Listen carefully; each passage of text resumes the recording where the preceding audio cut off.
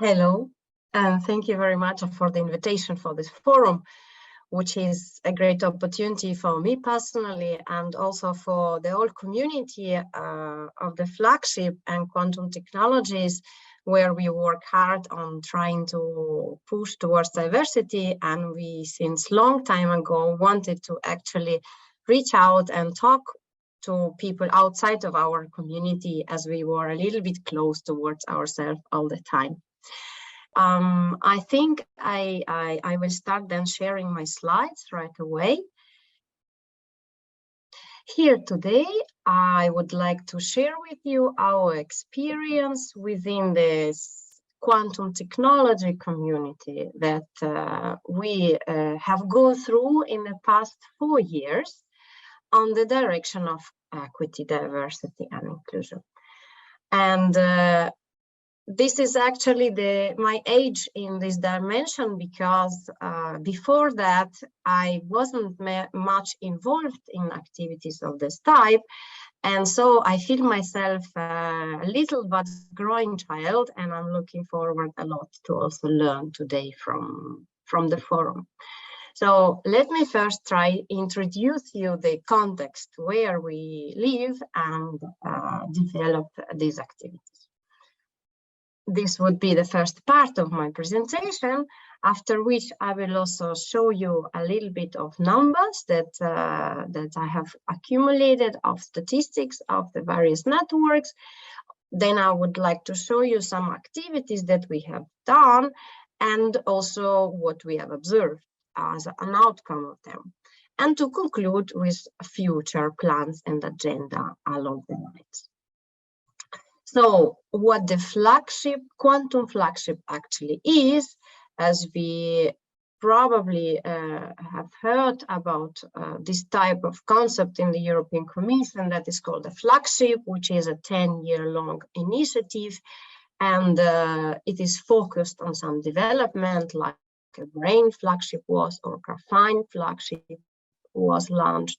And the quantum flagship is one of such initiatives too, which has got some fundings and also nationally very much supported. And here is a little summary of how we present the quantum flagship to the community.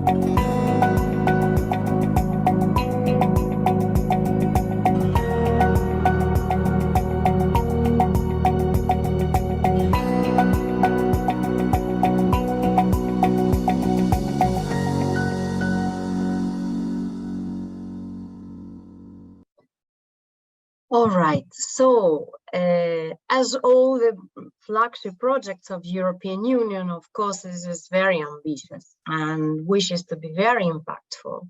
And I personally, and I think all the working group and diversity dimensions believes that this is a great occasion, first of all, to also make changes and other dimensions, not only technological, and to build a new ecosystem upfront within thinking about diversity.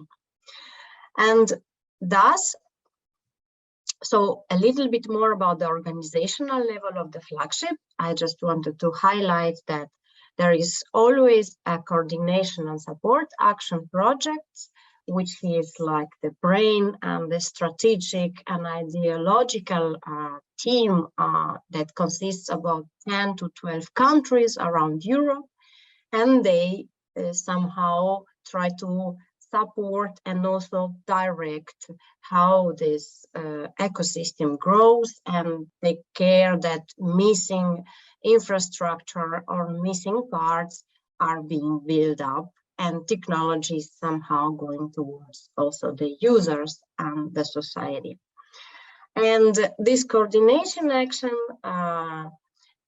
is always finding new needs to be developed, and as it was launched in 2018, by 2020, there has been growing a need to also coordinate education and outreach efforts. And here on the right side, there is this education, quantum technology education community that I was part of the coordination team in that section. And after 2 years of run, this year actually, they have merged again because the whole coordination action renewed, and now we are all together and we continue coordinating on this in this flagship. So this is how the coordination level works. And now I'd like to show you through the history of how the equality, diversity, and inclusion dimension of efforts were evolving in this context. So actually, quite before the Quantum Flagship, there has been a group that I was a member of, and it has formed initially as a space for women to share about their experience, and it was specific to women in quantum information. And there was a big debate whether this has to be a space only for women or not only for women, and it has been chosen to remain such, to be safe and welcoming for sharing of various types of experience. And then, as flagship started, there was this great necessity and also desire on somehow voluntarily basis within also coordination team to make this ecosystem more inclusive and to work towards diversity representation in all career levels. So it has been rather spontaneous organization, coordination between people who would like to actually be involved in this. And we have quickly, on a run of a few months, not even too many, have gathered a group of about 20 people. And it was called initially the Gender Equality Working Group. And we were clearly focused mainly on the gender issues. So as you see in this working group, we have a very strong gender imbalance, as well as in our community, as we are part of a STEM community. Here the imbalance was more women and much less men in this working group, while overall in the flagship, it's an exact opposite imbalance. But I think I'm not showing you anything surprising. I guess that in other communities, similar in scientific communities, similar tendencies observed. But I'd like you to comment maybe later after in the question section about this experience in your communities. So we were practically thinking of how could we make impact and change in this dimension within Flagship already. And then, after 2 years of the Flagship run, they appeared this education and outreach coordination, the QT-EDU, and this community of 400 members that Marco mentioned in the beginning, that my role is to partially coordinate. And this community was structured by working groups that were targeting different education levels. So a school and citizens, higher education, and lifelong learning, so professionals. And then there were on purpose transversal working groups that consisted of all the same members of the first 3 target working groups. One was on education research, because we believe that education-based research is much more efficient, and we don't believe it's actually proven. And then we also wanted to have an equity and inclusion working group to monitor and recommend actions and corrections or propose things for the pilot projects that were shaping within the first 3 working groups in different education dimensions. Okay, so this working group has formed 21, so 3 years after the Gender Balance working group. And this one was already focused on more diversity dimensions than just gender. Then in 21, we have also seen the appearance of one more group, which is called Women in Quantum Development. And this is a group that formed in Netherlands. And this group is a network of professionals of quantum technology enthusiasts from industry, academia, and policy, with a mission to bring together women in quantum in the Netherlands and beyond, which is very important, and they do have a very broad focus geographically, with the scope to support networking and community growth. So I'm very excited about their activities, and just as 2 examples I bring here, for example, they have a program for supporting the childcare while traveling for the young parents. And one of the latest events they are about to start to have is engaging also men in alliance to women in workforce. This year, what happened is that after the experience of the past years in this gender equality working group, we have decided and finally gained the nuclei to broaden the spectra as well, and to become an equity, diversity, and inclusion working group, and focus not only on gender, but also on geographic and other dimensions of diversity. So now we have, from the 20 people that are there and are very helpful on the stage when we need to revise and process some of important inputs, we now have a smaller core in addition of the executive team that meets regularly and makes proposals, strategies, and things of implementation, and actually acts on implementation of the things. We are also very happy now because in the coordination project of the Flagship, we also have a tiny budget dedicated to some actions that we can execute during the next 3 years. And now our big focus is also on getting more members in this core that will help us to focus better on diversities aside, in addition to the gender. Okay, this is the story span of the 4 years, more or less. That is not too much, but already something. And now I would like to share with you some data that I have collected about the quantum technology ecosystem.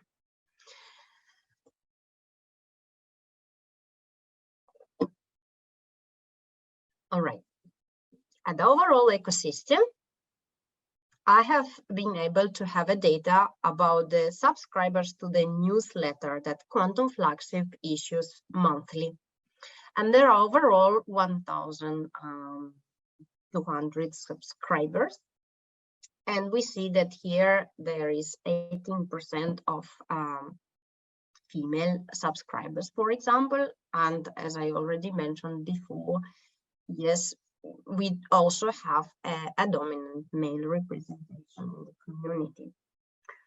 Then I have also made statistics about the members of the education and outreach community, those 400 members that we have already mentioned before. So it's a smaller subsection, and these are members that are focused on education products. And we see here is actually a bit of an increase of the female representation, so it's up to the 26%. Then I have also looked at the industry network, because a year ago, there has already also been created a quantum industry consortia, which is a consortia that unites together more than 100 industries within Europe that are doing quantum technologies. They are also issuing their newsletter, and they have subscribers to this newsletter. And so this is a very estimate analysis, because we had to go through the gender profiling manually, as it was not requested formally in the registration base. And so approximately, but not very sharply defined, we see 12% of female representation in that list, which is rather smaller than overall in the ecosystem. One more data that I have been able to collect for today was actually the number, the coordination team itself. So just this week, we actually had a kickoff meeting of the new coordination team. And at the kickoff meeting, there was about 30 people present. And I made the statistics, and I noticed that there was 28% of female participation in this meeting, which is more or less coherent with what we see in the overall. Well, it's actually more than what we see in the overall community representation, because that was 18%. So I would like to take it as a good sign that on the representation level, we make a little bit more effort, but we still see that much more effort is needed to get to the balance. All right, now about the actions, as I promised. We have already seen that there is no yet gender balance. And so if there are equity diversity problems in our community, how do we tackle this question? And what we did first, we asked the community. So we did a survey, and I would like to show you what we have observed.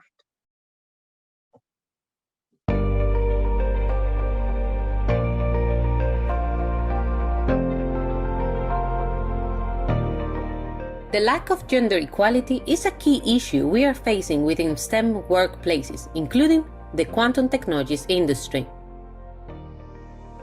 We are seeing a lack of women being promoted to senior positions, as well as an underrepresentation of women at conferences. The Gender Equality Working Group of the Quantum Flagship set up a survey to find out how the community views gender equality to help shape the approach they will take to tackle any issue.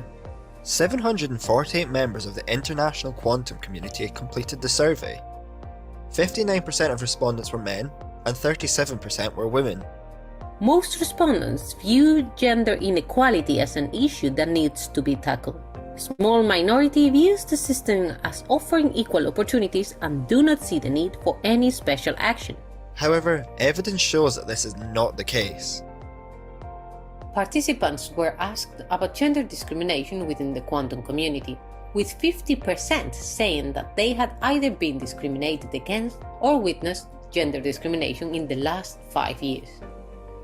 75% of those, that is 1/3 of total participants, stated that they are discriminated against regularly. The majority of gender discrimination reported in the survey came in the front of men against women, but it was not the sole form of gender discrimination reported.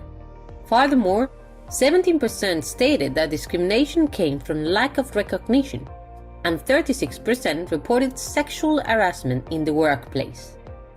Participants were also asked about unconscious bias, as it is an issue the working group aims to tackle.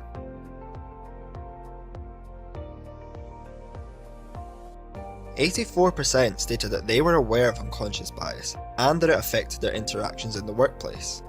Hiring processes and evaluations were two key aspects of unconscious bias highlighted by respondents. Also, 20% emphasized a need for outreach activities with younger kids to create a strong equal gender culture from a young age. Participants also discussed a strong need for gender-based policy in the workplace. Looking to the future, the survey highlighted the issues that need to be tackled. The survey results also emphasized that equality needs to be taken more broadly, ensuring other discriminated groups are recognized and supported. Overall, we are in the initial stages of creating an equal workplace, and to make a real impact, we need dedicated action and support from everyone, from individuals to institutions within the quantum technologies community.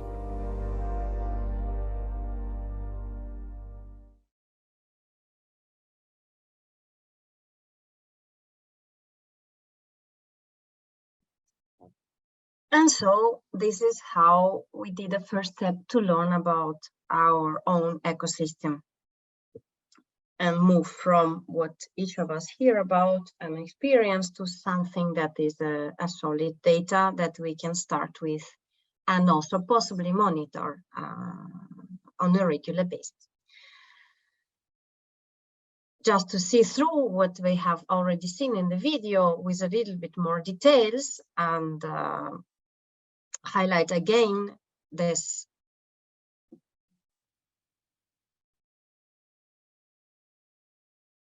big percentage of people that do state they've been discriminated, and various types, mainly dominated by female being discriminated, but not only. And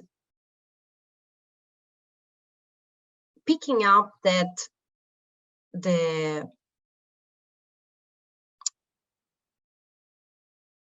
unconscious bias was highlighted as a very important issue, we have also made our first action on this line, picked up from the survey results, and we set up a workshop on unconscious bias in research and science within a community conference, which we have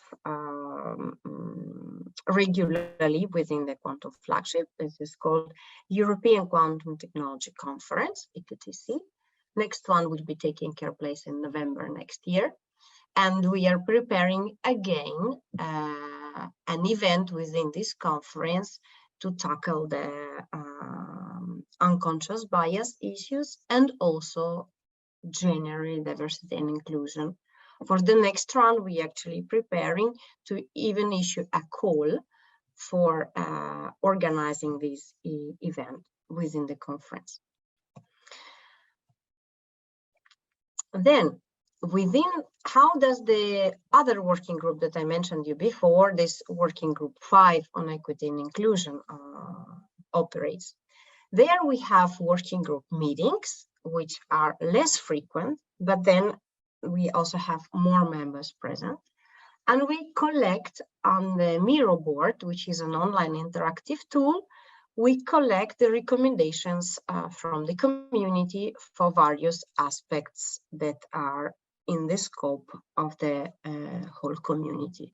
For example, on the working group themselves, on the databases that are within our web platform, qtedu.eu, on the conference framework, which has been actually created within the QT-EDU coordination action, which gathers all the competencies that exist in quantum technology and that could be acquired for following one or the other career paths in quantum technologies.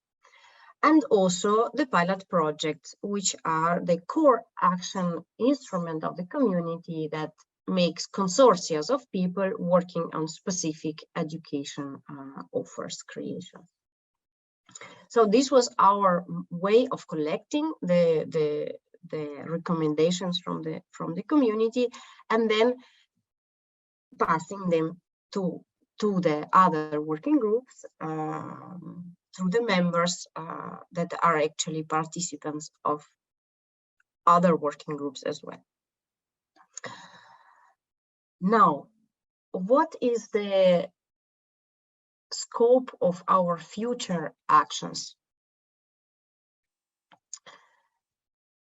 Within this coordination and support action of the Quantum Flagship, which is named QCATS at this round, we actually plan to monitor further the equity, diversity, and inclusion in the Quantum Flagship with the mean of this survey that we have already performed previously, and see if there are changes and if there is some impact of our actions on the long run. Then we also have got a fund, as I already mentioned, to award a program to foster inclusion. So that's why, for example, now we will launch a call and for announcing this award, and we'll be collecting proposals for launching an award. Then we also planned to design and implement a social media campaign that will highlight issues in different dimensions of diversity, and we would use LinkedIn and Twitter, the social medias that we use within the flagship for this campaign. Then the program is also to prepare a code of conduct for events, which we notice often run in a very hectic preparation style, as most of the events do. And within this complexity of the event, because the Quantum Flagship itself has a lot of focus groups on different types of technologies, it often feels very hard and difficult to respect certain measures and make event as inclusive as we wish to do it. So we decided that we need to make this conduct of event such that people can follow it and not leave it aside, this aspect. And then we also ensure that this diversity dimension and efforts will also be part of the endorsement scheme that we are now preparing for endorsing various education projects and offers. So now we are also planning to create a virtual quantum technology institute, which will be somehow a portal with a lot of modules and online educational offers available. And we decided that for endorsing people and somehow highlighting these modules, we would use a scheme with various folds, one of which will be technical part of the module, and another one will also be the diversity and inclusion efforts of the institute that are providing this model. And last but not least, we will continue, as I told you, to run the diversity events within the conferences and other occasions that we that we will have in the future, like the unconscious bias training or the more general scope events. And for example, for the next conference, we are also preparing now a call for the community to suggest an event on the diversity and inclusion within the conference, as I already mentioned. Now, beyond the coordination and support action, we are trying also to push on a more, let's say, politically, on a higher political levels to do some structural changes. So it has worked in such a way that at a certain point, we were asked as the working group to propose 5 key action points, because this is how things works better. It seems that when you have so key things to focus on straight and put all your energy on this may come through. So we have thought long, and we wrote this list of 5 points, and we were able to provide them up to European Commission. And in this list, we have suggested that there should be an unconscious bias training for all Quantum Flagship projects initiatives. And just to give you an idea, within the Quantum Flagship, they're having already more than 20 projects launched at the first phase. And now at the second phase, there are other projects launched, and a lot of people are already funded and involved in the activities.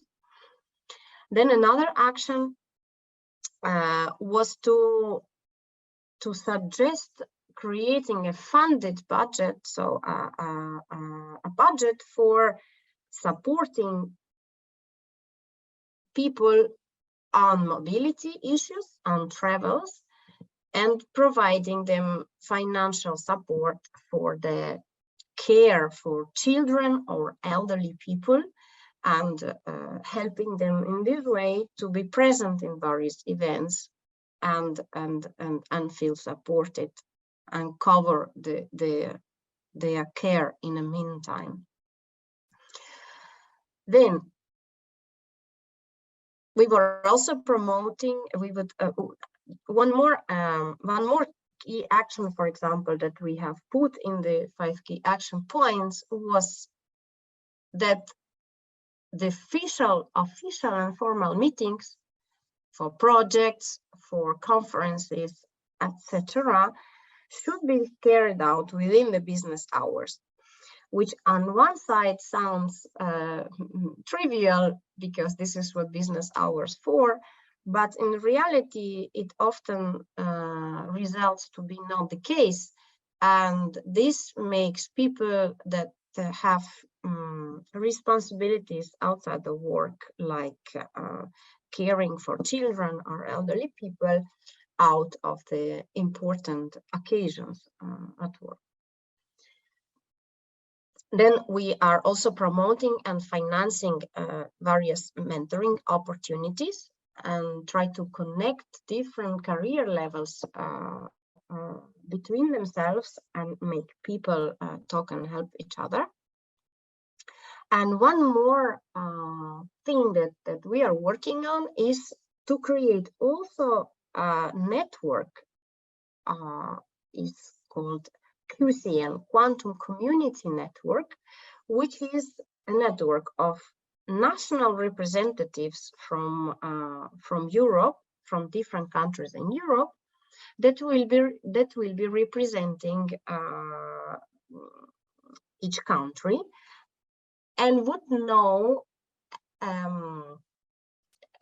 how to act locally in their country on the equity, diversity, and inclusion dimension. So this is how we wish to also widen the efforts and ensure that they would be implemented locally in all countries. I think this is as much as I would like to say on the first run, and thank you very much.